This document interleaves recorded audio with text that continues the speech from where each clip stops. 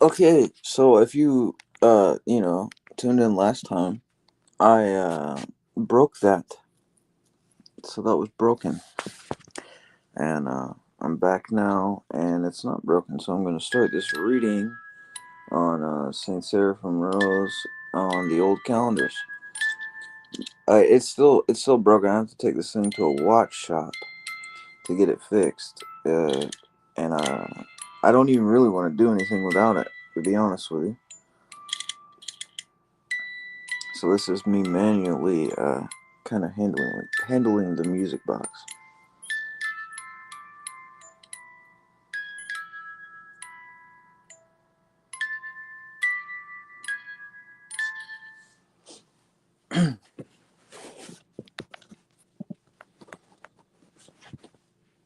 Okay, so here we're gonna do here we're gonna start with Saint Seraphim Rose on the old calendars from 1962 to 1982 from some deacon Nectarius Harrison, M.A. He put out a book. I think it was about, I don't know, some months ago. He put out a book, and I have a copy of it, and I bought it pretty early on when he had released it. So the front page of it, it says the fire of true Orthodoxy is still alive in many places. In the Catacomb Church of enslaved Russia, in the persecuted true Orthodox Christians agrees, in the maligned Russian Orthodox Church outside of Russia, and in the Zealots of Mt. Athos, Saint Seraphim Rose of Platina. Okay, so let's see where this goes. This is introduction. In recent years, various organizations and individuals within world Orthodoxy have been advancing a revisionist narrative regarding the historical position of Saint Seraphim Rose and his stance on the quote persecuted true Orthodox Christians agrees. These world Orthodox revisionists promote the false claim that Saint Seraphim was entirely anti Old Calendarist, seeking to obscure not only his true position, but also the official stance of the Russian Orthodox Church outside of Russia. What's up, man? Yeah. Um, During the period from 1962 to 1982, to further their agenda, these revisionists engage in selective quote mining, manipulative auto recordings by presenting them out of context, and rely on interviews with so called, quote, spiritual children of St. Seraphim.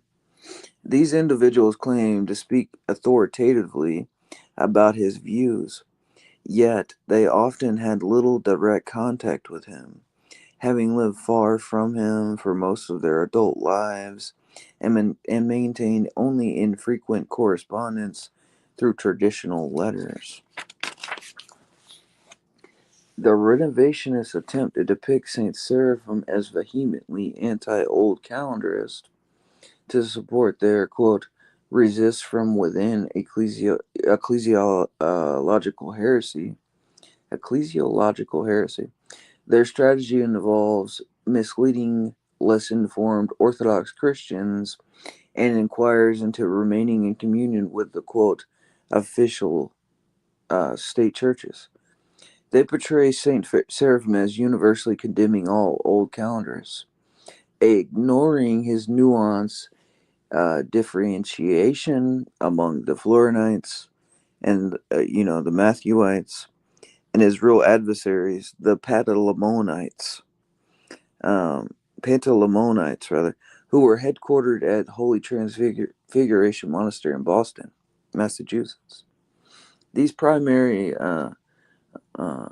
these primarily the new calendar's innovators suggest either that Saint Seraphim failed to distinguish between these groups, or that he lacked the intellectual capacity to understand their differences. This narrative is exemplified by a private conversation I had with one of the prominent online New Calendarist priests, who claimed, quote, Saint Seraphim did not understand what was going on in Greece. End quote.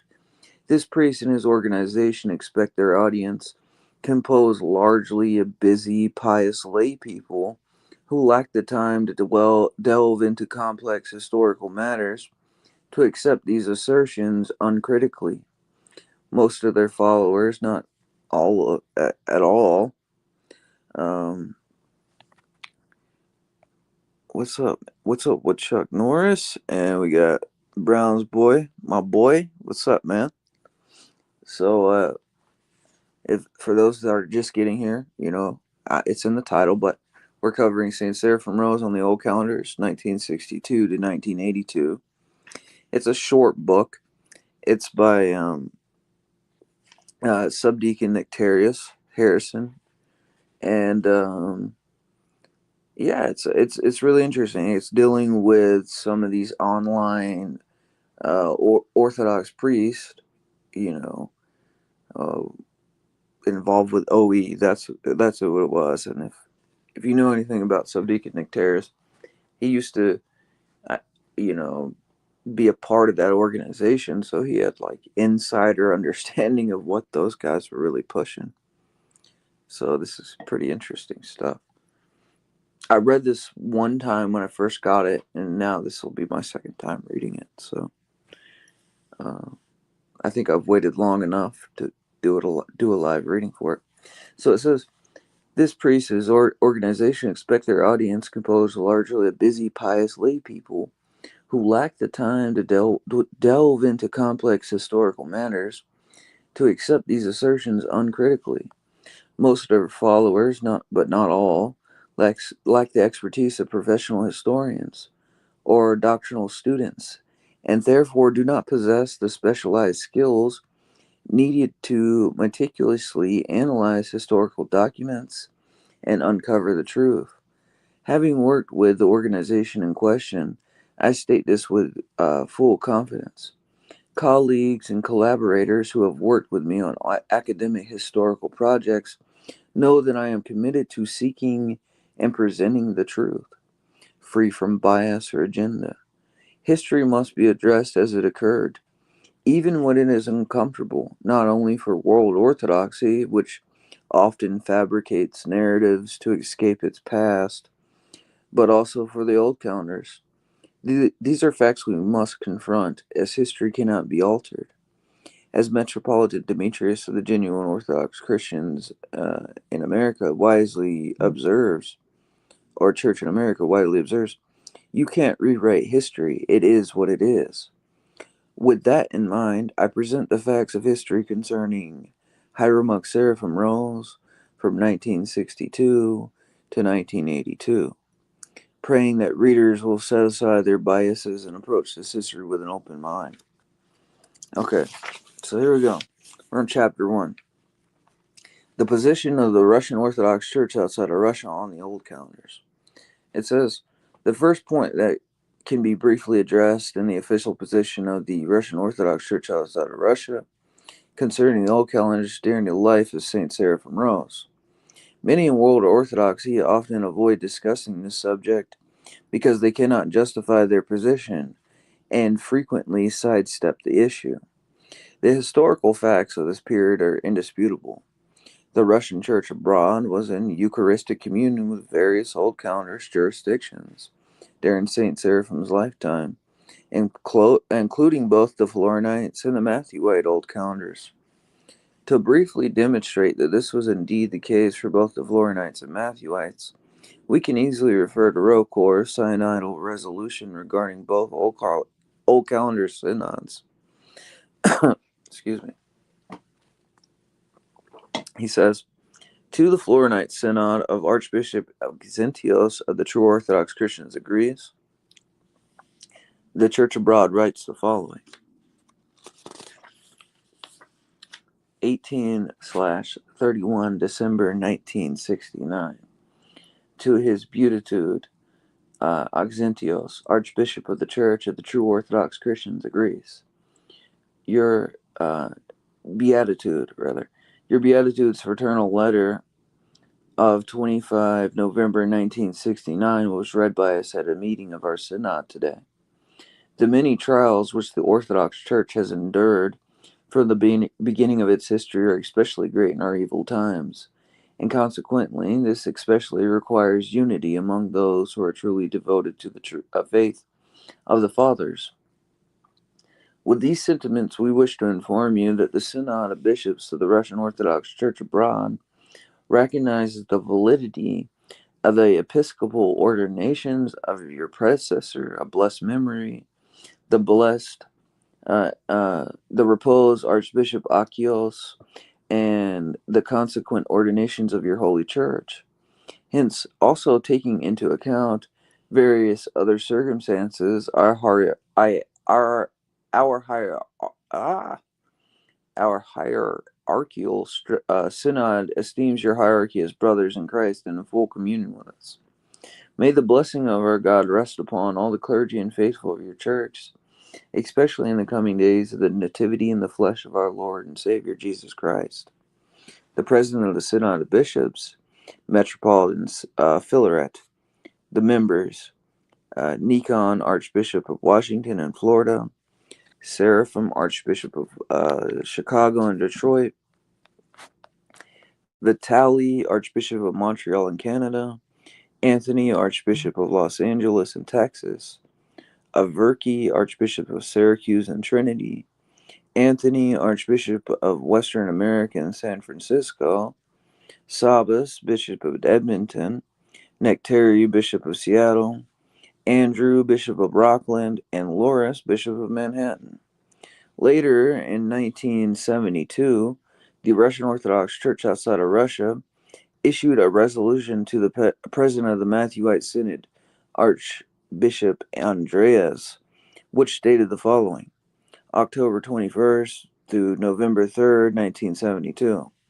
We make it known to all that after laying on the hands, which has been fulfilled as a blessing to your beatitude, sacred hierarchy, our Synod of Bishops of the Russian Orthodox Church outside of Russia enters into full ecclesiastical and sacramental communion with the Orthodox Church of the true Orthodox Christians of Greece, of which your beatitude is a bishop. I cordially pray that our Lord will bless and guide the hierarchy, clergy, and laity of your beatitudes, God-protected church forever. Your beatitude, devoted brother in Christ, Metropolitan Philaret, President of the Synod of Bishops, Bishop Lazarus, Secretary to the Synod of Bishops. As can be seen in these official roll call resolutions, to the both factions of the old Calendarist, they were in ecclesiastical and Eucharistic communion with them, and regarded them as Orthodox Christians, who were resisting the heresies of humanism and modernism, just as the Church abroad was doing. The ecclesiological position of either faction regarding the mysteries in global orthodoxy had little regard with Rocor's recognition of them as grace-filled Orthodox Christians. Very important point there. So on chapter 2, the Florinites, Matthewites, Pantaleimonites, and ecclesiology differences examined. So as mentioned previously, World Orthodox revisionists attempt to oppose their new calendar's way of thinking about the old calendars onto Saint Seraphim Rose and use his position against what he called, quote, supercorrectness, to frame a narrative that Saint Seraphim was entirely anti-old calendars and was not actually in communion with them. As we will see, Saint Seraphim was not anti-old calendars, but was very much opposed to sectarianism and the premature declaration that those in world orthodoxy were graceless. To understand Saint Seraphim's position, we must define what he understood to be various factions, ecclesiological positions, some of which he supported and others he absolutely rejected. Florinite ecclesiology represents the understanding of the largest GOC, true Orthodox Christians of Greece, community in Greece.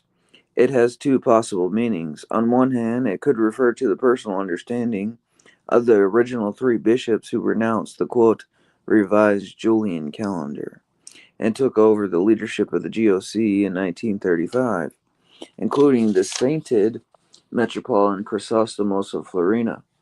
According to this view, the official Church of Greece stands accused and is subjected to the judgments at a future pan-Orthodox synod for violating the anathemas against the Gregorian calendar. Until then, its holy mysteries remain valid, and these mysteries should not be repeated upon entering the GOC. The other meaning, reflected in the official synod encyclicals of 1935, 1950, and 1974, aligns with the Matthewite understanding, namely that the official Church of Greece became schismatic in 1924 by adopting the anathematized Gregorian calendar, rendering its holy mysteries invalid. According to this view, new calendars should be received into the GOC by chrismation.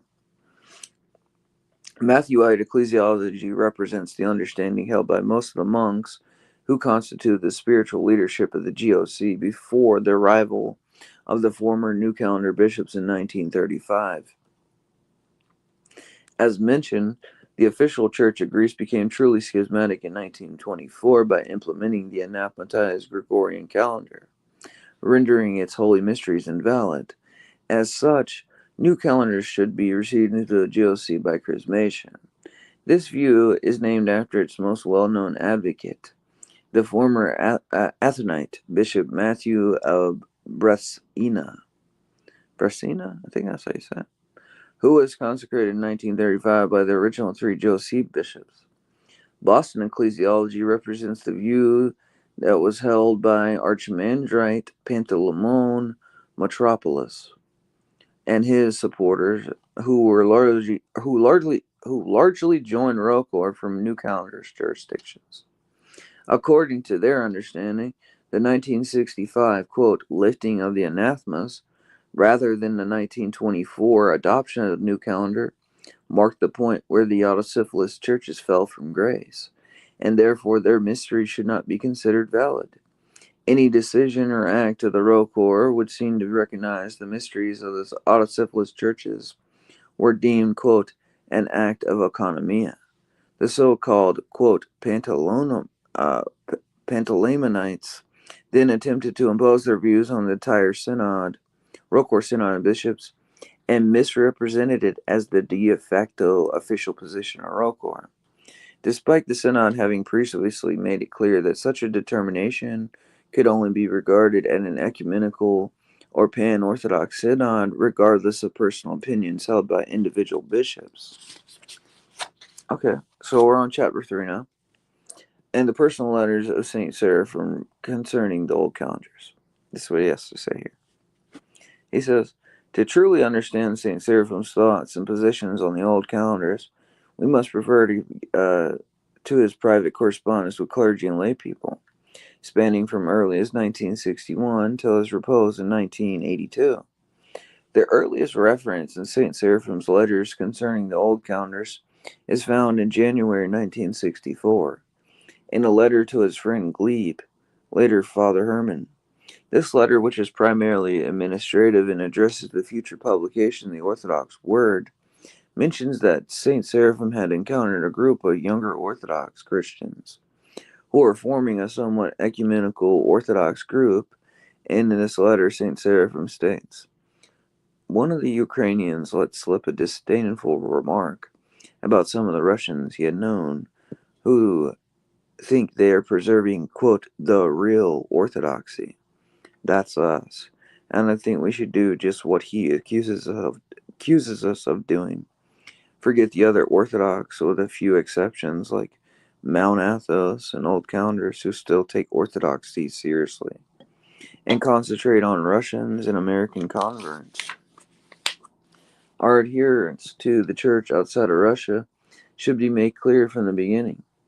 That will help frighten off at least some of the well-meaning who think they are as, quote, Orthodox as anyone, and all their cooperation will have as its object the attempt to drag us into the mire of ecumenism and compromise. In this letter, we see that Saint Seraphim acknowledges the old calendarists as true Orthodox Christians, recognizing them as among the few who still take Orthodoxy seriously. He also expresses his own sober-minded zeal in opposing the heresy of ecumenism. In 1970, in a cordial letter to Father Pantaleimon uh, and the Brotherhood of the Holy Transfiguration Monastery, which discusses the Brotherhood's printing work, the weather in Platina, California, and their agricultural activities, Saint Seraphim mentions the pseudo-autocephaly being granted to the Metropolia, the OCA, by the Soviet Moscow Patriarchate, and Father John Meyendorf's literary attacks on the Russian Church abroad and its hierarchs. At the end of the letter, in the postscript, St. Seraphim writes, quote, "We are planning an all-synod issue later in the year with Vladika John Maximovich long article 16 pages. We'd also like something from the Greeks and our missionary standpoints, and thought of Alexander Kalamiros, perhaps a simple article on the old calendars and their ties with the Synod. Any suggestions?" This brief postscript demonstrates that the relationship with the old calendars were considered quite ordinary for the Russian Church outside of Russia, or the Russian Church abroad. That's what I'm there for. At the time, in a long letter to Father Michael Asgoul in 1970, he mentioned in passing old calendars in benign fashion, saying, "You confirmed our own general impression of Antiochian Metropolitan Philip as well-meaning man who unfortunately wishes to be at peace with everyone. So many of our young American priests of almost all jurisdictions go through a vague and mostly external Orthodox education and then gain parish experience mostly in how to get along with people, and they simply aren't equipped to stand up and fight for Orthodoxy. But now in 1970, perhaps the very year of decision, our American, quote, watershed for Orthodoxy, those who don't stand up and fight, knowing what they're fighting for and against, and having the weapons to do so, just won't be Orthodox anymore. We rejoice in your coming to the Synod and the Orthodox Word. We try not to push any too exclusive ideas of the Synod, but the logic of the church history itself is forcing the role of, quote, guardian of orthodoxy upon the synod. Diaconia already speaks of the forging of a synod of old calendars, ultra-conservative alliance, end quote, against the rest of orthodoxy. A rather politically toned appraisal, but perhaps even useful if it leads to some to investigate that there is something worth conserving in orthodoxy. In September 1970, in a letter to his friend Daniel, St. Seraphim describes the atmosphere of the Orthodox Church on a number of specific topics, saying, "The Greek Church, Athens, by the way, has protested so strongly to Athenagoras against Moscow giving communion to Catholics that I don't see how they can avoid breaking off communion with Moscow now, and that from the ecumenist Archbishop Hieronymus, one senses he feels the pressure of the old calendars, who are apparently getting stronger. Meanwhile, even though Athenagoras did not recognize the autocephaly, the Metropolia is clinging to him." And Father Meinendorf writes to a new Orthodox Church, that anyone who does not recognize Athenagoras as a genuine Orthodox patriarch is simply, quote, outside the communion of world orthodoxy. And this is at a time when Athenagoras is being driven to wilder and wilder statements. He's afraid that Moscow will turn out to be more modernist than he, and thus will take over the leadership of, quote, world orthodoxy. And when a Greek archpriest in America, Father Dombalis, he seriously called for the canonization of Athenagoras while alive. Uh, I appreciate you sticking by, man. Stopping by. Woodchuck Norris. I'm a little tired, so forgive me. Okay, so what is significant about this letter is that it is filled with insights into Saint Seraphim's thinking. Here we read that the new Calendarist Church in Greece protested the ecumenical patriarch Athenagoras about the Soviet Moscow Patriarchate giving communion to Roman Catholics, a decision issued by their patriarchal synod in 1969, which has never been revoked even to the present day. What is crucial about this is that St. Seraphim Rose sees this as a legitimate reason for the ecumenical patriarchate to break communion with the Soviet Patriarchate. He is also surprised that this protest is coming from another ecumenist jurisdiction. In 1971, St. Seraphim and Father Herman jointly wrote a very significant letter to the Minister of the Interior in the Greek government in support of the old Calendarist priest, Archimandrite Cyprian Koutsombas,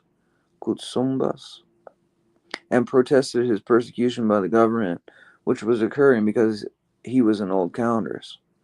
This letter states, February 26, 1971, the Minister of Interior Government of Greece, Standou and Dagasaniou, St. Athens, Greece.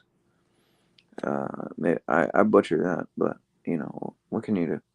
Your Excellency, we have heard that the Archimandrite Cyprian has been reduced to the lay state by the official Church of Greece.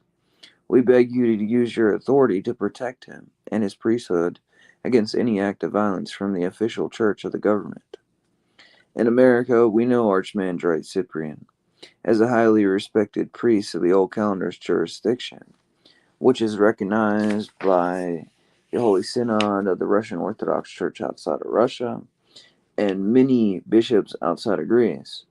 We in common with many Orthodox Christians in America, wish to believe that the Greek government will respect the sincere religious convictions of those in Greece who is separated for canonical reasons and for reasons of consciousness from the official church, and will allow Father Cyprian to freely practice his Orthodox faith and exercise his priesthood without interference from the government.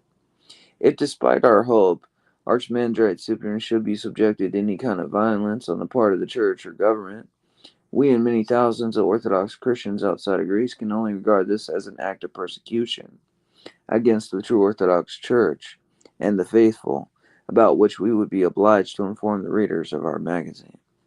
With respect, Seraphim Monk, Herman Monk, editors of the Orthodox Word. As we can see here, St. Seraphim and Father Herman recognize Archimandrite Cyprian's priesthood as grace-filled, and also recognize that the Greek government, in cooperation with the New Calendarist Church of Greece, was indeed persecuting the old calendars. This letter strongly contradicts the narrative fabricated by those in the world Orthodoxy who claim that Platina Brotherhood believed that the Greek Old Calendars to be schismatic or non-canonical. St. Seraphim, in his private correspondence, writes a significant letter to Father Nikitas Palasis, in which he discusses a meeting he had with the Zealots of Mt. Athos. Praising him for his stand for true orthodoxy, in this letter to Father Nikitas he writes, concerning the whole church situation which faces us, we had two interesting and indicative encounters this week. On Friday, we were visited by Father Theodoritos Mavros, and what joy there was in meeting and praying with the true Athonite zealot. We were only confirmed in our judgment that if the Greeks looked to our synod, bishops for confirmation of their stand for true orthodoxy, we in the synod look to you zealot Greeks for inspiration in true and unbending orthodoxy. Then a few hours after Father Theodoritos left, we were visited by Hieromonk Theodore, newly moved to SF, surname Hoens, not the one who was tonsured by Father Pantelimon. And it turns out that he fully recognizes Athenagoras, quote, until he preaches a heresy, long since, and against the old calendars, and views the Athonite zealots as fanatics, who will end in priestless sectarianism. I fear his views are too close to the, quote, organizational view, that prevails among many of our priests, and one fears even higher. This Sobor will doubtless reveal much concerning this. Perhaps remember that we are with you Greek zealots in this, and keep us informed of crucial developments, decisions, etc. The day of, quote, unconscious orthodoxy is past, and truly it is not enough for Russians to sit aloof and just wait for the restoration of Russia, which when it comes may take a surprising form and find most Russians off guard. We're more than ever concerned to preserve the independence of our monastery, so if God forbid there should come a division in the synod, we will be free to act according to conscience. This letter is significant because it shows St. Seraphim Rose viewed the Zealots of Mount Athos, the old counters, and those beginning to develop a mindset poisoned by the, quote, resist within mentality. The position of hieromonk Theodore Hoens, which St. Seraphim discusses, closely aligns with the ecclesiological views of these world Orthodox innovators concerning the, quote, official patriarchates and their active participation in heresy. Uh, it goes on to say, this stance perpetually abdicates remaining in communion with public preachers of heresy until an ecumenical council officially proclaims ecumenism to be a heresy, which is contrary to the teachings and practices of the Church Fathers. What's up, Denise? You're good. You know, I'm always late anyways. So, we're in chapter 4 now. It says the ideological battle between St. Seraphim and Archimandrite Panteleimon Metropoulos. Sometimes after 1973, issues between St. Seraphim Rose and Archimandrite Panteleimon began to arise, leading to a major literary battle with back-and-forth publications and a struggle of ideas between the two. This well-known drama, which played out in the 1970s, is where the revisionists attempt to create a false historical narrative, claiming that this battle of personalities between the two major figures is proof that St. Seraphim outright condemned all old calendarists. The new calendarists propose in this regard to drive a further wedge between world orthodoxy, and the old calendarists said that those in world orthodoxy do not deviate from the official churches. In St. Seraphim's letters, we can see this rift between the two starting in May of 1973. In a letter to Irina Konstantinovna, St. Seraphim writes, quote, Christ is risen. Includes our two recent articles of Father Theodoritos, which we hope you'll be able to tell us something about. The printed article is evidently directed against some, quote, uncanonical activities of Father Panteleimon concerning the old calendar situation. Father Theodoritos supports one group of the old calendars, Father Panteleimon the other group. Father Theodoritos was a member of the Floridine old calendars, while Panteleimon was a strong supporter of the Matthewites, who were known for their more, quote, extreme position concerning world orthodoxy, compared to the typical, more moderate stance of the Florinites. In 1974, tensions further unraveled between Father Theodoritos and Panteleimon, as seen in a letter St. Seraphim wrote to Alexei, dated March 2nd, /15, 1974, stating, regarding Father Theodoritos' attack on Father Panteleimon, since Father Ephraim has asked you for a copy, I suppose a decent thing to do is make one for him. This whole quarrel among the Greek old calendars was very unfortunate. Besides involving personalities, which only clouds the issue, the real issue involved are very subtle and delicate, requiring much tact, patience, and love, not theological and canonical tirades. It seems that much can be said from both sides, and both sides have made mistakes. Although conflicts among the Greek old calendars and only among the Greek old calendars begin to flare up, St. Seraphim did not waver in his support of the zealot Athenites, who rejected communion with the heretical patriarchate. Bang. That's so important. Just because he's like critiquing this or saying like, they're fighting or whatever, they try to take that to extreme. It's like, look, they're divisive. It's like, well, you have an equal amount of divisions and you're in heresy. So what? You know. So anyways, it says began to flare up. Saint Seraphim did not waver in his support of the zealot Athenites who rejected communion with the heretical patriarch. In his letter to Father Valery Lukyanov, he expressed his disappointment with the Rokor Synod meeting, noted that there was no mention of the support of the Zealots of Mount Athos, who were suffering persecution by the Greek government and the Patriarchate. St. Seraphim writes, "The more we hear of the Jordanville Sabor, or at least the Bishop's Sabor after everyone left, the more discouraged we are. We still don't understand what was the purpose of the decree on the old believers. The question of the canonization of Blessed Zena was postponed, evidently from what Vladika Nectari tells us, because it is, quote, unimportant. There was no support shown for the Zealots of Mount Athos, who were suffering persecution for true orthodoxy. Our friends in Greece write us that the old Calendarists were expecting help from us. And Patriarch Demetrius also waited to see whether our bishops would speak out. If not, then the persecution can continue." In the epistle to the Paris Western Exarchate, uh, Exarchate, yeah, that's it, and Metropolitan GOC groups were feeble statements as though difference between us were nothing more than, quote, jurisdictional squabbles, which can be ended with a few, quote, negotiations. Instead of a question of confessing the truth as going, instead of question of confessing the truth as going along with the spirit of the times, how discouraging it is to see the bishops running after the world, trying to keep in fashion. In 1971, Sabor, Father Pantaleimon of Boston was in, quote, fashion. Then it was seen, due to his influence, the bishops made some mistake at the Sabor about the two different groups of old calendarists, and themselves to make the, quote, Greek situation worse.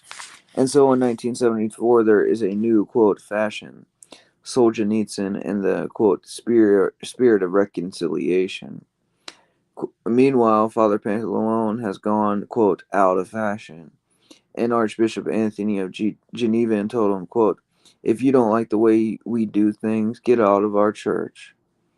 Of course, Father Pantaleon himself makes mistakes and also is a little subject to, quote, fashions, but at least he is seriously trying to uphold a, quote, zealot position so far, has been very little loyal to the synod.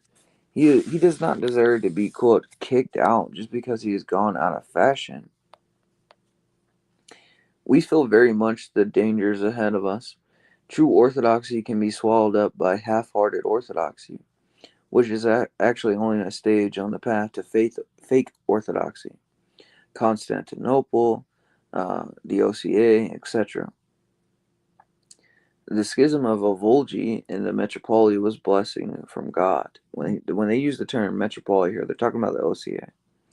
Because it cut off many rotten members. The fake intelligentsia that wants to make a new orthodoxy. The talk now of, quote, reconciliation with these groups shows that within our church, true orthodoxy is in danger of being lost. And we've seen what happened in 2007 and was lost because of this kind of group that was going in that direction, like reconciliation, putting unity over truth, which, it's wishful thinking.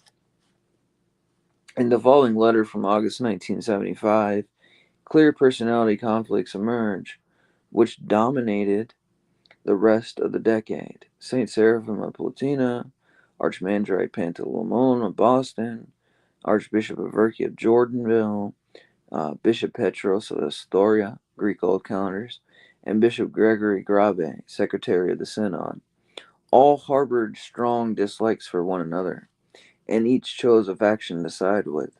Saint Seraphim writes to Bishop Loris, saying, Your Grace, dear Vladika Loris, we send you our heartfelt greetings on the feast of the Transfiguration and the approaching Dormition of the Theotokos. We have heard that Archimandrite Panteleimon of Boston has, quote, broken off communion with Archbishop of Verki because Vladika of Verki allowed Bishop Petros of Astoria to serve in the monastery on Transfiguration. Can you inform us for what reason he did this? Is there any reason why we should not be in communion with Bishop Petros? Dr. Calameros in Greece informs us that the Synod of Xenios has apparently excommunicated Bishop Petros. What should be our attitude to Bishop Petros if this is true? We should tell you frankly, we do not trust Father Panteleimon's political acts with regard to the Greek Old Calendarist, since he began interfering with the Greek Church situation. Is this with the blessing of the Synod or his own bishop? He has only made things much worse. Things were much better when our Russian bishops were ordained Old Calendarist bishops, quote, uncanonically, but out of love for, quote, politics. We have a long letter in English from Dr. Alexander Calameros, in which he explains what Father Panteleimon was doing in Greece with regard to the Matthewites, whom Dr. Calameros calls, quote, fanatics, oh, and legalists. Would you like us to send you a copy of this letter? Incidentally, in this letter, he says that Father Pantaleon is not a Greek in soul, but an American, and this is why he has so much influence on Americans and Greek Americans, but not on real Greeks, nor on Russians. This confirms what we have thought for some time also.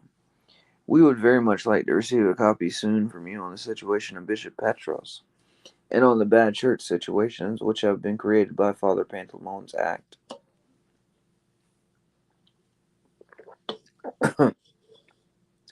Okay, so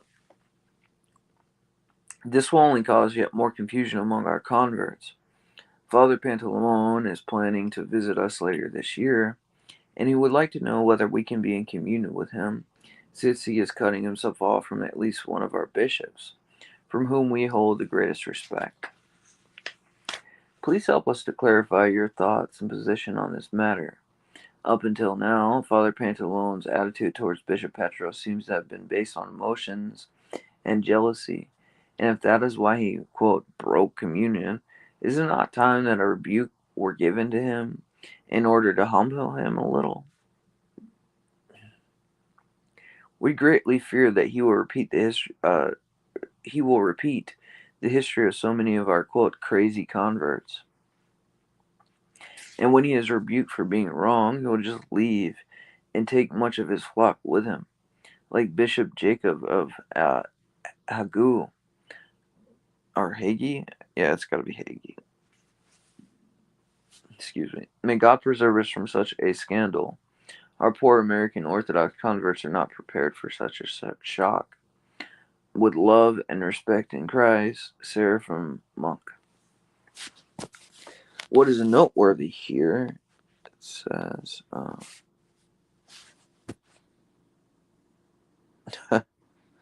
no, I actually didn't. I manually, kind of like I took the top off of it and I can like kind of manually make it play, but it doesn't.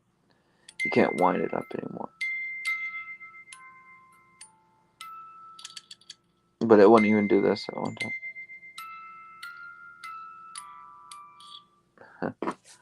Anyways, okay, so um, what is noteworthy here is that we're witnessing the rift occurring between Saint Seraphim Rose and Archimandrite Pantaleimon. What is not occurring is Saint Seraphim rejecting the old calendars as schismatics, non-canonical, non-orthodox, or outside the church, as these world orthodox pseudo-historians would have the average reader believe. As you can see, he asked Bishop Loris, why shouldn't we be in communion with Bishop Petros of Astoria, the founder and the leader of the Greek Old Calendarist Cathedral of St. Marcella in Astoria, New York? Exactly. So I mean, you go to like a video of like on the OE channel, and in the middle of the video, by the way, that he posts, I think Father Seraphim or Saint Seraphim says, we're closest in relation in thinking to the Auxilium Synod, which are the Florinite old calendars. And here, he's talking about Bishop Petros of Astoria, the leader of the Greek Old Calendars Cathedral of St. Markela in Astoria, New York. And why shouldn't we be in communion with him? But, like he says, they make it out like he was anti-old calendars or something. In another letter to Father Valery Lukanov from October 1975, St. Seraphim provides more insight into the unfolding drama being stirred up by Archimandrite Panteleimon within the Russian Church abroad. In this letter, St. Seraphim refers to the Panteleimites, or Bostonians, as, quote, our Greeks. The World Orthodox revisionists would have us believe that this reference to, quote, Greeks is a blanket term for all Greek Old Calendars, which is historically false. In this detailed letter, St. Seraphim writes, for years, Father Panteleimon has been spreading distrust among the converts towards Bishop Petros, towards Bishop Laurus, towards any convert priest who doesn't become, quote, his follower. And lately towards us also, apparently because we are, quote, Russians, who are under, quote, Latin influence. And at the same time, he himself keeps a file with copies of private letters, at least two of them outright forgeries, proving that there is a, quote, plot against him, and that it is others who are spreading distrust of him. Well, it was about time somebody started distrusting him. He is involved in precisely that, quote, political church atmosphere which so grieves Vladika Verki, and we begin to see him now as a, quote, classic case of prelest, brought about by self-esteem and vainglory. So what ends up happening a lot of times, I think, like looking back and and it's not only like a modern phenomenon or something. I'll just lay it out. I don't care, like, if they get mad at me again, like, whatever. Okay, you can get mad at me again. These guys always get mad. But Father Panteleimon was like 20 years old. And they were calling him an elder, and I think he like stayed on Mount Athos for like a month, and I think he was like close to Saint Joseph the Hesychist or Elder Joseph the Hesychist or Elder Hieronymus. I think that's what it was. Hieronymus of Mount Athos. I think. Who was it? Anyways, he was around some elder. Um, I'm sure they're gonna get me for that one, but or they don't care. I don't care. Anyways, and you know, he acted like since he knew this elder, and it's sort of like kind of how Peter Harris does. It's like, well, you don't know any contemporary elders. Like I feel like it's kind of that type of thing, where it's like this false piety and respect thing, and really, but it's about money and politics and having control of church buildings and making sure as many people go to their parishes. And why?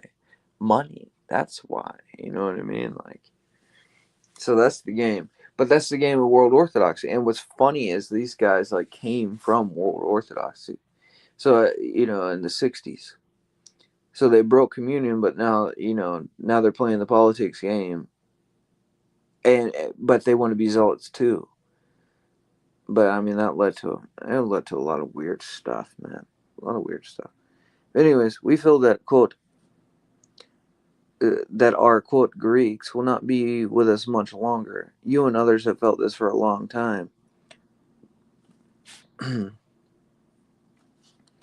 Sensing their foreign spirit, we're supported them for a long time, thinking they were really helping our converts to receive true orthodoxy.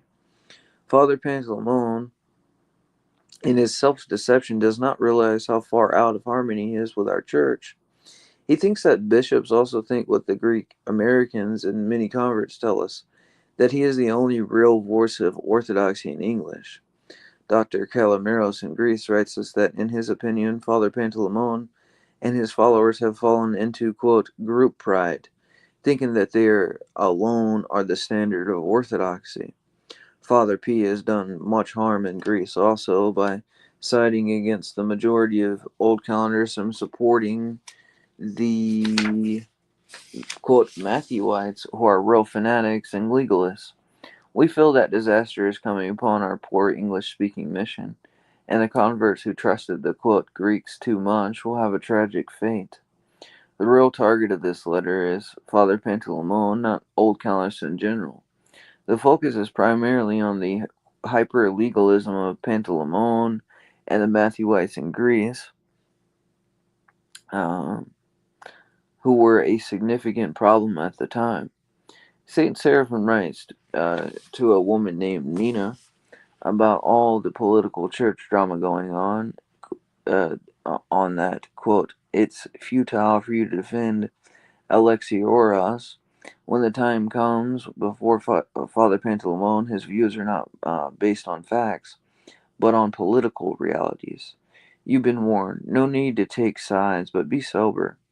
We suspect, for example, that the most sober position with regard to the old Calendarist lies somewhere between Vladika position and that of Dr. Calamaros.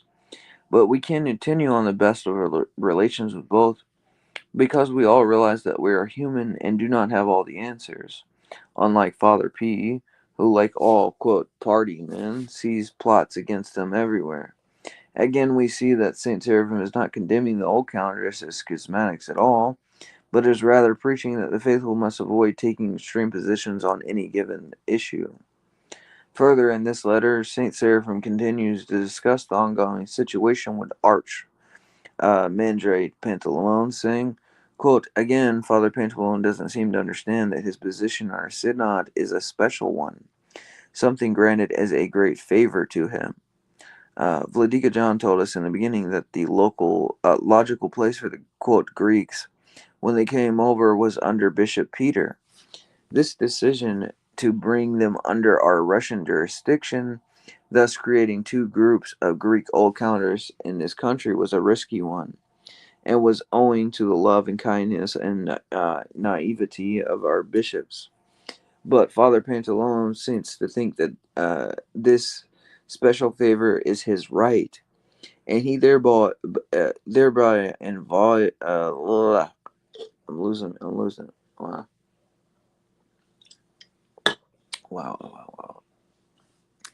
Let's see. Let me try this again. Which he thinks is normal. Wait. Seems to think that this special favor is his right, and he thereby involves our church directly in Greek disputes which he thinks is normal. But our bishops currently don't. I'm afraid the logical conclusion of all this, which will probably now be more and more impressed on our bishops, is that Father Pantaleon belongs in some Greek jurisdiction where he can do what he thinks is right without dragging Russians into it. If he doesn't want this, Father Pantaleimon had better start being more quiet and meek, just like the rest of us. That's pretty funny. I get it, Like, God's causing havoc. So, this letter is important because it contains significant Rokor history within these short paragraphs. For example, the reference to Vladika John refers to St. John of San Francisco, who during his life and openly at the 1959 Rokor Synod meeting supported the acceptance of the Greek Old Calendars into Rokor, even advocating for the consecration of bishops for them. Originally, St. John wanted all the old calendars who entered Rokor to fall under Bishop Petros of Astoria. However, due to various political church circumstances, this never came to fruition. St. Seraphim wrote in another letter to Andrew Bond concerning Panteleimon, the Panteleimon issue. He says, quote, I fear there are problems for true zealots of Orthodoxy in our church. On the one side, Father Panteleimon of Boston is preaching a zeal not entirely according to knowledge, and setting up a wrong tone of, quote, expertness in theology and superiority to the Russians who are, quote, under Western influence. If only understood what, quote, Western influence is he himself is under, and learned humility from it, as the rest of us have to do, and this only encourages an opposite reaction, which wants to believe that everything is politically all right with Constantinople and even the Soviet Patriarchate. May God guide us in a true middle path between these unnecessary extremes. To Dr. Alexander Kalamiros, in Greece, who was a member of the Russian Orthodox Church brought at a parish within the territory of Greece, with a Greek priest under the omniphoron of the Rokor for that parish. Saint Seraphim writes a long letter explaining in detail the situation that was going on at that time with Panteleimon. He tells Dr. Kalamiros of the event, saying, quote, the Father Pantaleon, Archbishop of Urki incident is quieted down after causing some disturbances in our church. Apparently, the incident itself was due to a misunderstanding, since Father Pantaleimon apparently did not actually mean to break off communion, but the incident, quote, accidental or not, is significant of a deeper disagreement beneath the surface of our church life. And as long as Father Pantaleimon thinks, or at least gives the impression, that he is the Orthodox, quote, expert in our church, and knows better than all of our bishops and theologians, there will be other such incidents in the future.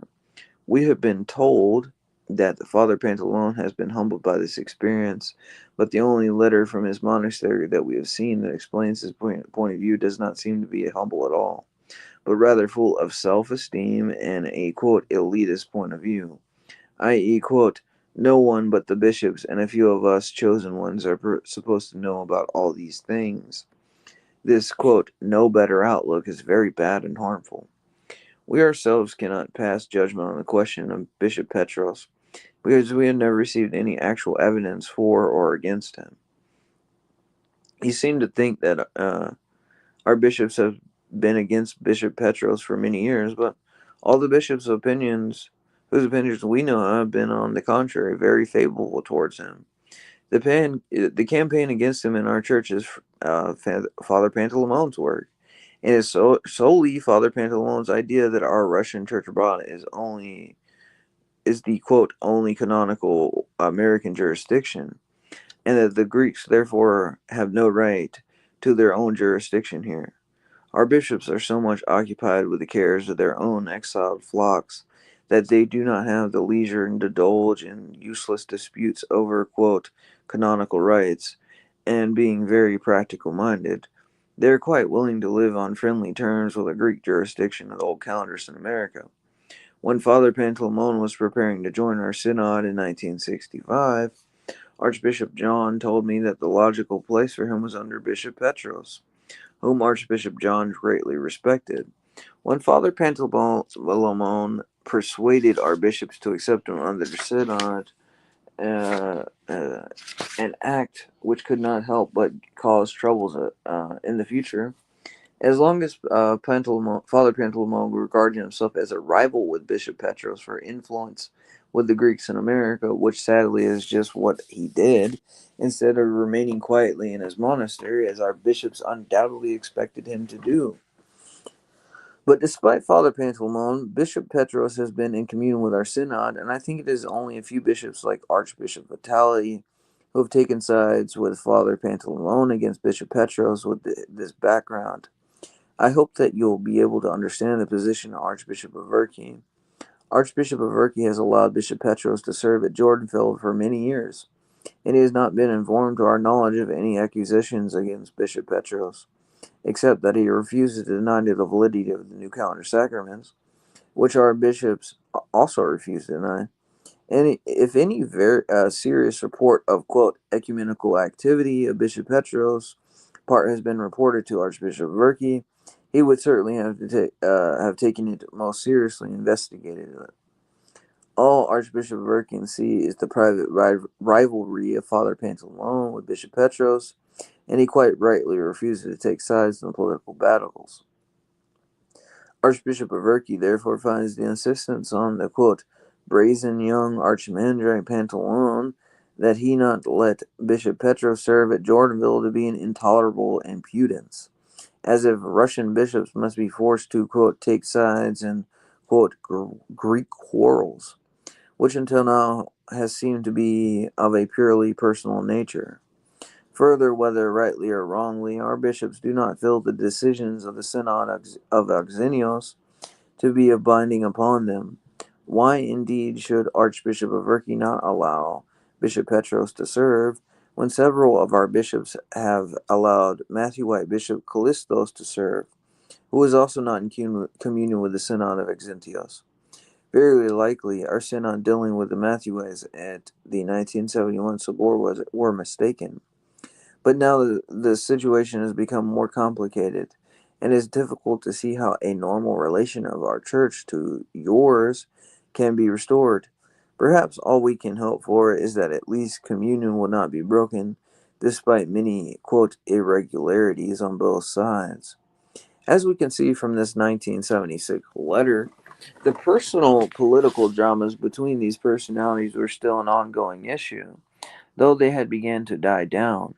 It is also important to point out that St. Seraphim once again does not condemn the old calendars as schismatics, but rather refers to them as another Orthodox jurisdiction grappling with the many same challenges that the Russian Church abroad was facing.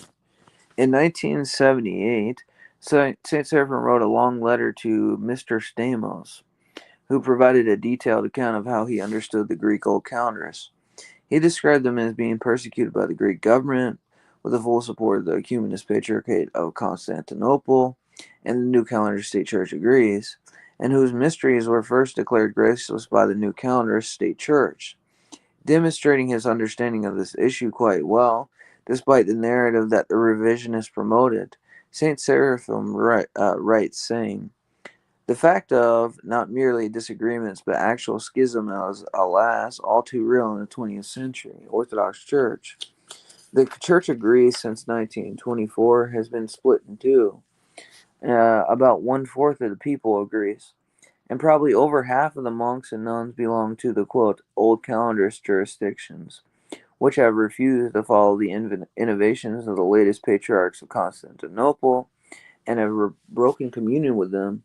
For this they have suffered persecution, imprisonment, even martyrdom at the hands of their Orthodox brothers. The Greek government, supported by the Patriarchate of Constantinople and the State Church of Greece, the latter, the, quote, new calendarist churches, have excommunicated the old calendarists, proclaiming their holy mysteries to be without grace, until very recently, and perhaps even now, I don't know, children born of old calendarist marriages were officially registered with the Greek government as, quote, illegitimate, something even the Protestants do not suffer in Greece. In return, the old calendars have excommunicated the new calendars, and some of them, but not all, have declared and believe their mysteries to be without grace. There are entirely separate Orthodox hierarchies in Greece, neither thus having any communion with the other. With regard to, quote, jurisdictions, we are in full communion with the Greek Old Calendar's jurisdiction of Archbishop Xenios in Athens, and with the Catacomb Church in Russia. With other jurisdictions, our relations are strained, in some cases broken altogether, owing to the sad history of the 20th century Orthodoxy outlined above. Our church as a whole simply refuses to accept the excommunications hurled by various jurisdictions against each other under the heated circumstances of controversy. On the other hand, a state of free intercommunion does not exist between us. In our own case, we would not be able to concelebrate with priests of any other jurisdiction. As for laymen, whose responsibility in these sad divisions is much less, but who still must be striving to be conscious and responsible Christians. Those who wish to receive Holy Communion must go to confession first, and be prepared to accept instruction from the priest in preserving oneself in true orthodoxy. One of St. Seraphim's last letters, written in 1981, to Bishop Gregory Grabe, references the Old Calendar movement and puts to rest the false narratives promoted by World Orthodoxy and their revisionists regarding St. Seraphim's position on the Old Calendars. St. Seraphim writes, quote, I think I mentioned once before in a letter to you that the, quote, silent majority of the members of our church, both clergy and laymen, both Russians and converts, does not follow the fanatical party line of our Greeks, Panteleimonites. We, and very many with us, certainly hope that the loudness of the outcry of our Greeks will not cause any statement on the part of our church leaders that could be interpreted as favorable in any way to the cause of fanaticism, such as our Greeks are now preaching so loudly.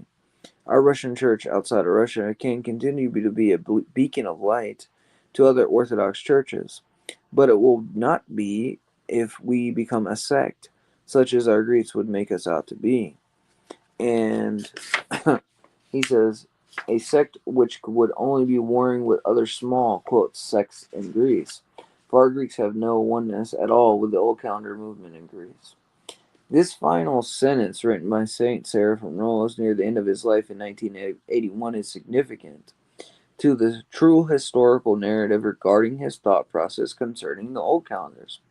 Saint Seraphim clearly differentiated the Pantaleimite mentality of supercorrectness and the zeal not according to knowledge from that of the genuine Orthodox Old Calendars movement in Greece, Romania, and Bulgaria.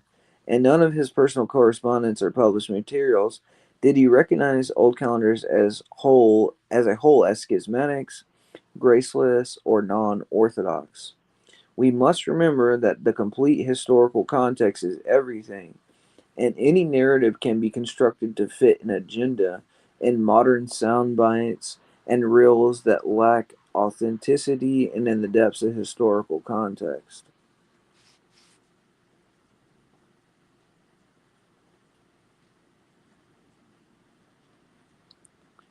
Well, because they have a political take too, and they're holding to the party line, and their party line is staying in the quote official canonical churches, right? And they don't want people to leave.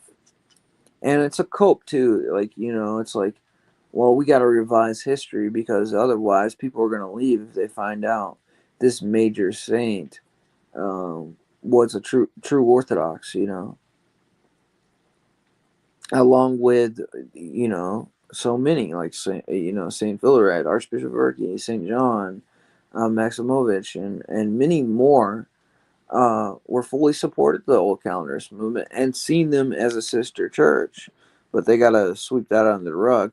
And Old Calendarism and true Orthodoxy, the Old Calendars are upholding true Orthodoxy the same way Roquefort was upholding true Orthodoxy, and the Catacomb Church was holding up true Orthodoxy. True Orthodoxy is traditional Orthodoxy. That's all it is. But they make it into something else, like it's some new thing or something. Okay, so we're on chapter 5. It said the Orthodox word in the Old Calendars. Another place of interest for those examining St. Seraphim's position on the New Calendar Innovation and the Old Calendars is in the journal he founded and edited. One moment.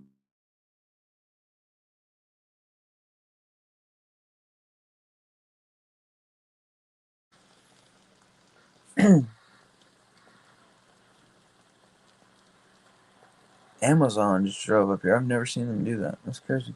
Okay, so the Orthodox word in the Old Calendars. Another place of interest for those examining St. Seraphim's position on the New Calendar Innovation and the Old Calendars is the journal he founded and edited from 1962 to 1982.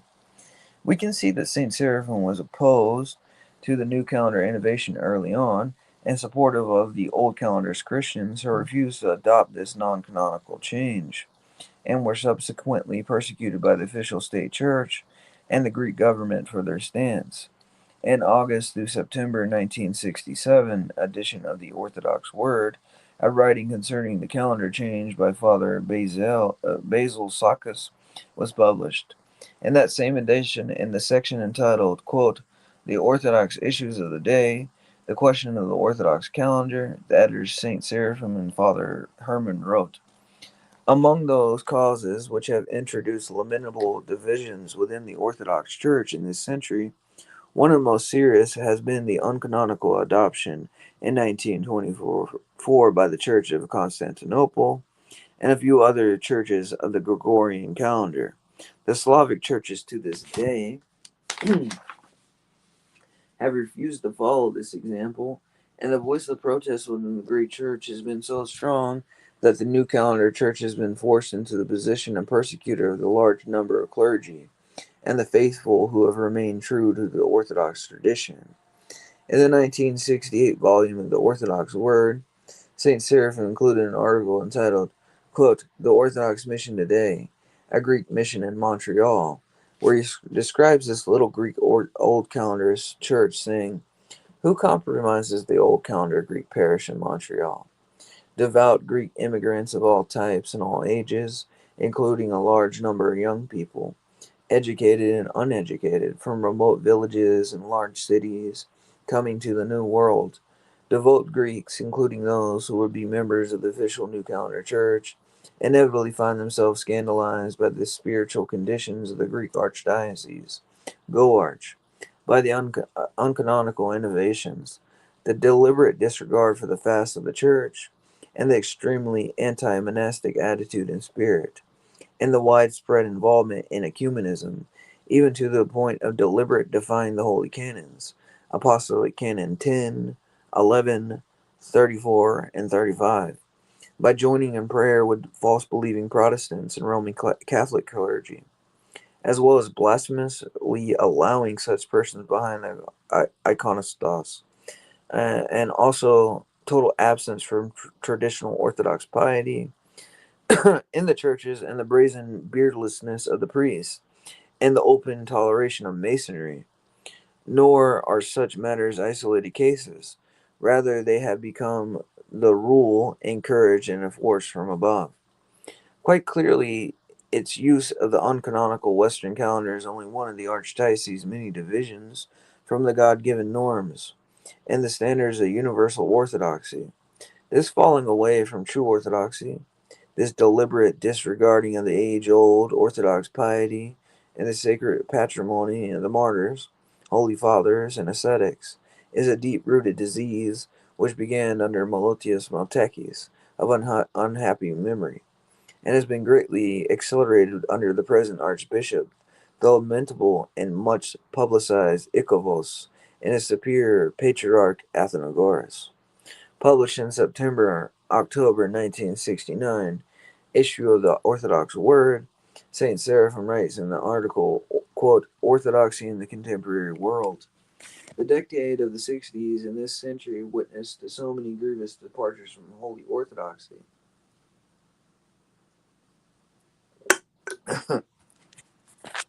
even outright apostasy.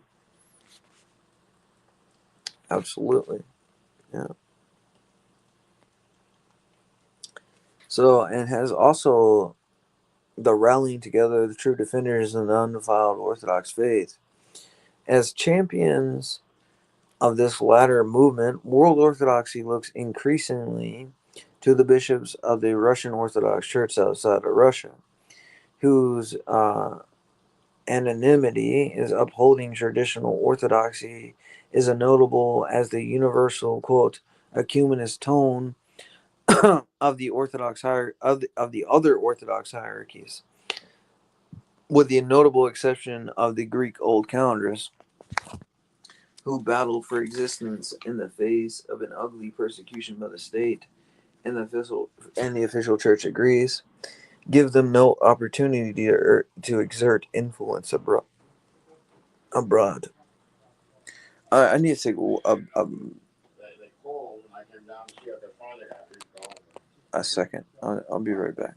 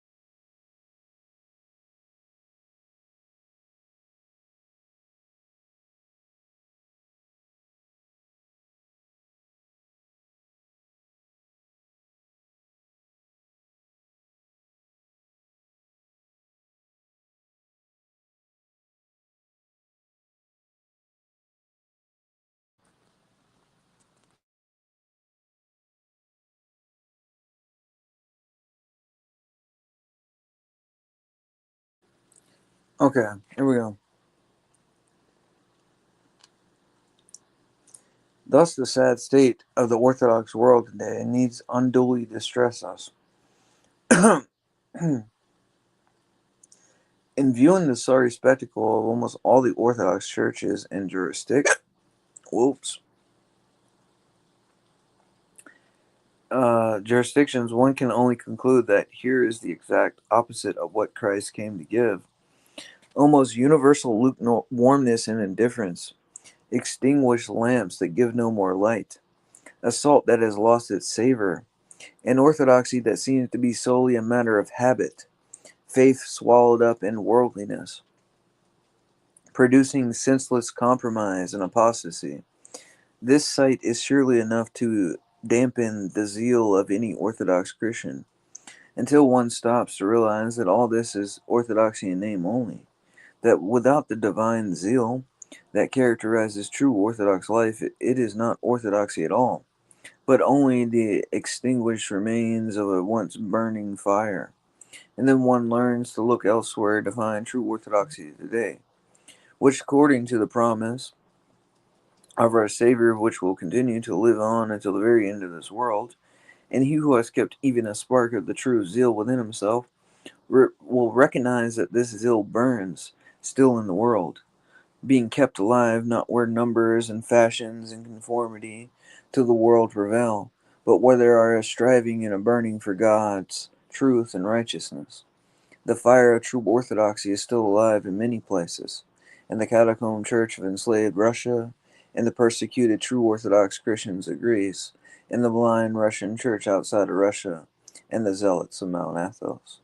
In 1974, St. Seraphim published an article written by Father Theodoros Mavros, a Greek Old Calendar zealot, father of the Mount Athos, entitled, quote, Orthodoxy or Death, New Persecutions of the Zealot Monks of Mount Athos. In the introduction to this article, St. Seraphim writes, the readers of the Orthodox Word are aware of the existence of Mount Athos of the, quote, Zealots, some 250 monks who uphold uncompromising orthodoxy and refuse to have communion with the apostate patriarch of Constantinople and those who commemorate him. See the Orthodox Word, September through October 1972. Most of these monks belonged to the skeets and hermitages of the Holy Mountain, but in 1971, one of the ruling monasteries, Esphigmenu, with its 45 monks, joined the Zealots. And since then, this monastery has been subjected to numerous pressures from the holy community and the governing Council of Mount Athos and the Patriarchate. The newest attack against the monastery and the Zealot monks is described in the following article by one of the leading zealots of the Holy Mountain, himself a candidate for expulsion, and then in a more recent letter from another zealot monk of the Holy Mountain. In September 1976 issue of the Orthodox Word, several articles were published concerning the Old Calendar and the true Orthodox Christians agrees. One of these articles entitled, quote, The Royal Path, True Orthodoxy in the Age of Apostasy, discussing the true Orthodox confession of both the Russian Catacomb Church and the true Orthodox Church of Greece. In this article, St. Seraphim writes about the Old Calendar as saying, in Greece, the movement of protest by a similar Orthodox instinct likewise took place of the name of the true Orthodox Christians. From the beginning in 1924, when the calendar reform was introduced, this movement had been especially strong among the simple monks. Priests and laymen of Greece and first bishops to leave the state church of Greece and join the movement was Metropolitan Chrysostomos of Florina, and today it continues its fully independent life and organization, comprising about 1/4 of all the Orthodox Christians of Greece, and perhaps 1/2 or more of all the monks and nuns. Although popularly known as the quote, Old Calendarists, the true Orthodox Christians of Greece stand for a staunch traditionalism in Orthodox life and thought in general, viewing the calendar question merely as the first stage and touchstone of modernism and reformism, as the quote, ecumenical cancer eats more and more away at the remaining sound organs of the Orthodox churches today.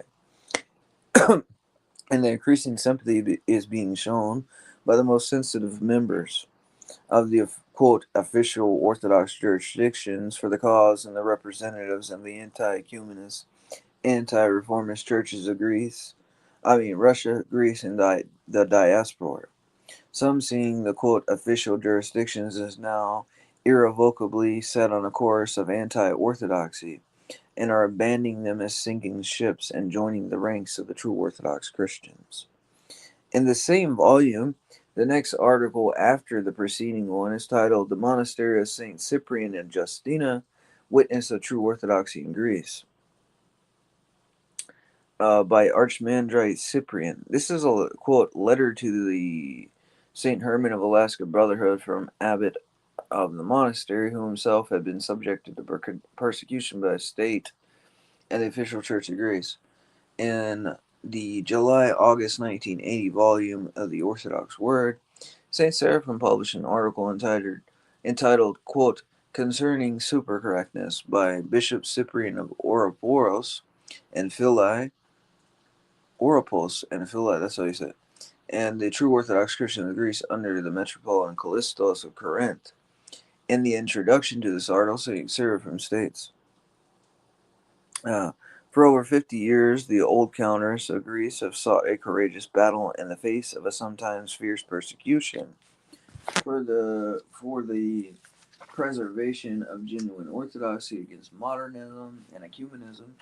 Unfortunately, their witness has come to some extent been undermined by the presence among them of extreme views, which have caused unnecessary schisms. In the end, this extremism has only added the cause of modernism, which rejoices at every division among the traditional views. This quote, temptation from the right side is now making itself felt in America and the Western world in the forms of new schisms over hasty accusations of quote, heresy and quote, betrayal. And spreading the spirit of suspicion towards everyone not of one's own quote, party.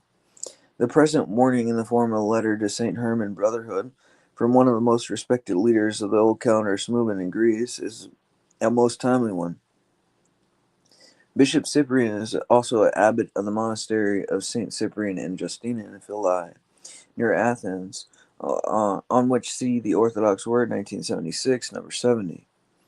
Father Herman, the co-struggler of St. Seraphim, published an article in July-August 1981 edition of the Orthodox Word concerning Rocor, Archbishop Leonte, to whom the old counters owe their canonical episcopal orders.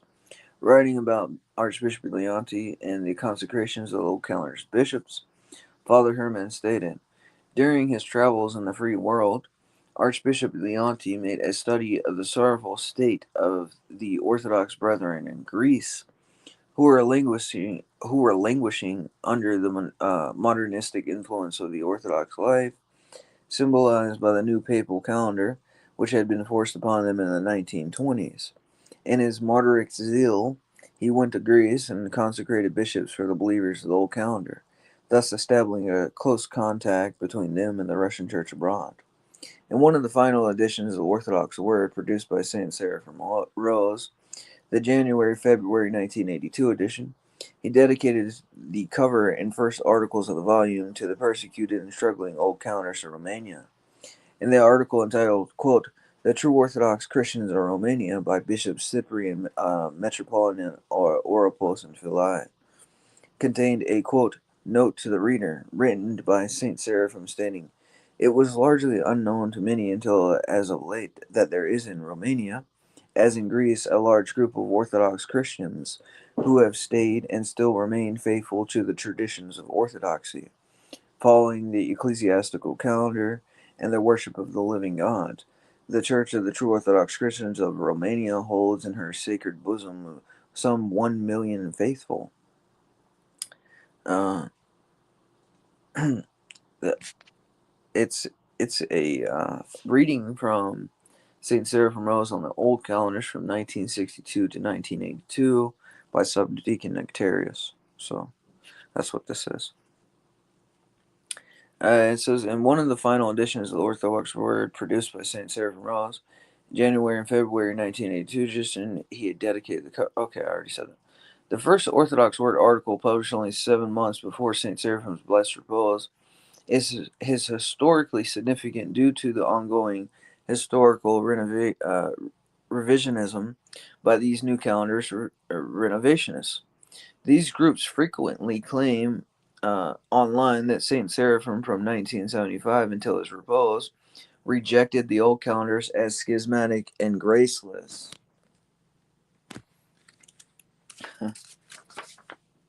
Apostates, however, we can see from this final Orthodox Word publication, this false narrative promulgated by those within world Orthodoxy is blatantly deceptive.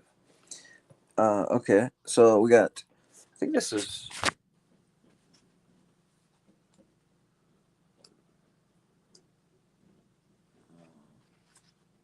it, chapter 7, for sure. Yeah, this is over. Just a second. The censorship and revisionism of the works of Saint Seraphim Rose. In Saint Seraphim's book, Orthodoxy and Religion of the Future, originally published in 1975, he writes about the true Orthodox Christians who are resisting the modernism of his time, and who are not being carried away by the apostasy of the age. In this text, Saint Seraphim explicitly lists the true Orthodox Christians of Greece. Among those Orthodox Christians who have not succumbed to the apostasy and followed the Orthodox bishops of these jurisdictions, who have also not capitulated to the heresy of modernism. However, after St. Seraphim's repose, a certain element in their sin of deceit and historical revisionism, none of which have yet been publicly repented of, removed this part of the book that appears in italic below. In subsequent editions, in order to deceive the faithful and rewrite St. Seraphim's words to promote their heretical ecumenistic agenda, in the original text in the 1975 publication, St. Seraphim writes concerning the true Orthodox Christians of Greece, saying, unknown to the fervid Orthodox, quote, revivalists, the Lord God has preserved in the world, even as in the days of Elijah the prophet, 7,000 men who have not bowed the knee to bow. Romans 11 and 4. An unknown number of true Orthodox Christians who are neither spiritually dead, as the Orthodox, quote, charismatics complain that their flocks have been, nor pompously, quote, spirit-filled as these same flocks become under, quote, charismatic suggestion. They are not carried away by the movement of apostasy, nor by any, quote, false awakening, but continue rooted in the holy and saving faith of Orthodoxy, and the tradition of the Holy Fathers handed down to them, watching the signs of the times and traveling the narrow path to salvation. Many of them follow the bishops of the few Orthodox jurisdictions that have taken strong stands against the apostasy of our times: the Catacomb Church of Russia, the Russian Church outside of Russia, and the true Orthodox Christians. Old Calendarist agrees. Okay, so now we're at the conclusion. It says, many in world Orthodoxy, particularly those in the New Calendarist jurisdictions, and within the Orthodox Church in America, the OCA, have made far-reaching efforts to hijack the person of Saint Seraphim for their own purposes, and to create a posthumous narrative in which he supposedly rejected the old calendar as schismatic and graceless, apostates who are not Orthodox Christians. Sadly, many New Calendars organizations and interest public figures have been major leaders in this effort, which is exactly what prompted me to conduct this in-depth research. Public figures such as these have an obligation to be honest in what they publish. These individuals, myself included, often have a great ability to influence the thinking of others. And on these specific topics, it is our obligation before God to do the right thing and to be entirely honest to the best of our ability about what we write and publish. As historians, we do not have the right to alter history simply because we do not like how it played out. We do not have the right to alter texts or censor books in order to see people into conforming to our, quote, party opinion, or within our so-called, quote, official jurisdiction. Historical revisionism is a grave sin, and those who engage in it will have to answer for their actions. Would Saint Seraphim think anything other than that? I believe we can all answer that question. Saint Seraphim was very knowledgeable about these issues, and as we have seen from his letters, he understood the differences between the Matthewites, the Florinites, the Pantaleimonites, and as well as the distinct personality struggles that each group included. Saint Seraphim was specific about what he fought against, and which was the extremism that he believed largely coming from the followers of Archimandrite Pantaleimon and certain Matthewite factions in Greece. He did not blindly label all Greek old calendars as zealots without knowledge, nor did he ever call old calendars heretics, schismatics, apostates, or graceless, as many in world Orthodoxy do today. How could he promulgate such a theory then? Throughout his life, his synod, to which he was in humble obedience, was in communion with them as well. Was he self condemning? Obviously not. It is time for the truth to be illuminated, and for the people to accept the history for what it is. The cards have fallen where they have, and there is no changing how Saint Seraphim lived, what he thought, or what he wrote. An Orthodox Christian, as Orthodox Christians, we are still bound to the ninth commandment. Quote, "Thou shalt not bear false witness." Exodus 20 and 16. Let us never forget that. With that, I conclude this with another statement from the writings of Saint Seraphim Rose, who says, quote, "Whatever prayers and hymns we know by heart will help us. We have to sing them every day. You have to have people pray for you. The worldwide dispersion of our Russian church abroad is ideal for this. You can go over the whole globe in your mind, one country or continent at a time, and pray for those you know, even if you can't think of their names. Bishops and abbesses, parishes and priests, the monks of Mount Athos, the suffering old Calendarist of Greece, and the more of these you are aware of and praying for now, the better it will be for you when you have to suffer yourself." Okay, guys, so that was it. That's the end of the book. I appreciate everybody stopping by, and we're there. I'm Unseen Warfare. This was Saint Seraphim Rose on the Old Calendars from 1962 to 1982. Get a copy of it. You can find it on Amazon. So thank you guys. Peace.